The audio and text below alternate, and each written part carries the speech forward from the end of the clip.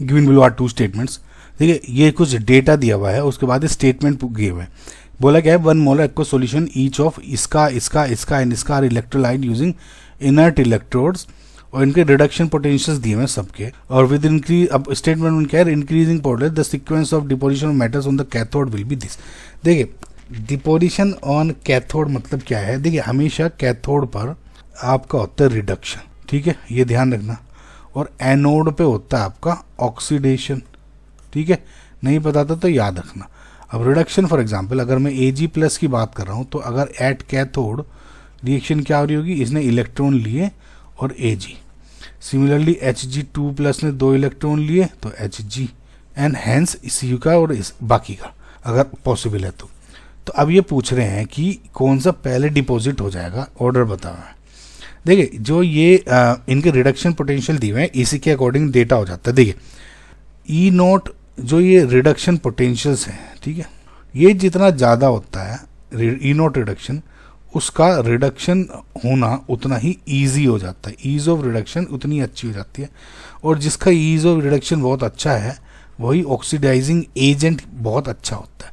तो अगर आप इनको ऑर्डर करेंगे इनके E0 रिडक्शन के फॉर्मूले में, क्योंकि Ag, Hg और Cu का ही पूछा हुआ है, तो E0 Ag+ Ag का सबसे ज़्यादा है, then E0 Hg2+ Hg, okay, और फिर है E0 Cu2+ Cu।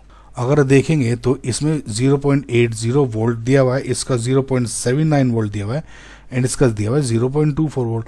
तो क्योंकि जिसका ज़्यादा, मैंने क्या कहा, जिसका ज़्यादा E0 रिडक्शन, वो उसका रिडक्शन भी इतनी अच्छा आ जाएगा, और जितना जल्दी रिडक्शन होगा उतनी जल्दी डिपोजिशन होगा। तो इसका मतलब Ag होगा, फिर आपका Hg होगा, देन Cu डिपॉजिट होगा। This is correct statement.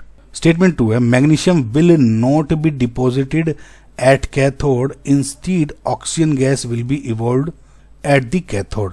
देखिए ये बात तो इन्होंने पहला जो पार्ट है कि magnesium will not be deposited at cathode, ये वाला तो बिल्कुल सही है। देखिए अगर आप गौर से देखोगे इसका जो Mg2+ है ये नेगेटिव में है इसका, ठीक है, इसका मतलब ये E0 रिडक्शन इसका बिल्कुल 0 से भी कम है, नेगेटिव में है।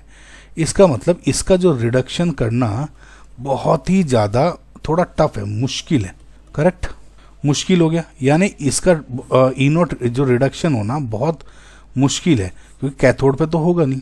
अब क्या होता है, क्योंकि इन्होंने देखिए एक्वस सॉल्यूशन दिए हैं तो इसमें Mg2+ आयंस तो हैं लेकिन H2O भी है। तो अब होता क्या है, इसका जो E0 रिडक्शन इज -2.37 वोल्ट्स, जो H2O का रिडक्शन पोटेंशियल है समवेयर अराउंड आई थिंक 0.81 या 0.8 समथिंग वोल्ट होता है।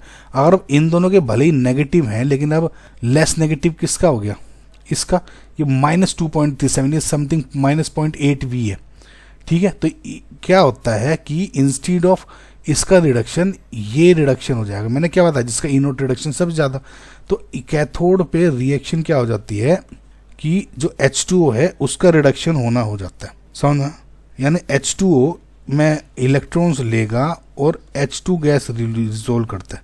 बैलेंस आउट नहीं करी मैं, लेकिन ये बात देख लेना, H2O ये, यानी कैथोड पे H2 गैस रिलीज होती है, ठीक है। तो इसमें क्या क्या, oxygen gas will be release at cathode, this is incorrect, ठीक है।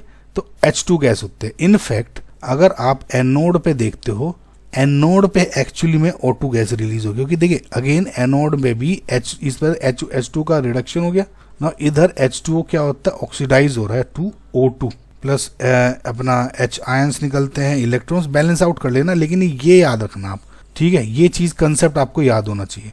तो कैथोड पे H2 रिलीज हो गई, रिडक्शन हो गया, इधर ऑक्सीडेशन हो गया O2, यानी O2 एनोड पे रिलीज करती है ना कि कैथोड पे। तो ये इनकरेक्ट हो गया। आई होप आपको गाइज ये जो क्वेश्चन है वो समझ में आया होगा। Statement 1 is correct but statement 2 is false, यानी ऑप्शन नंबर 2।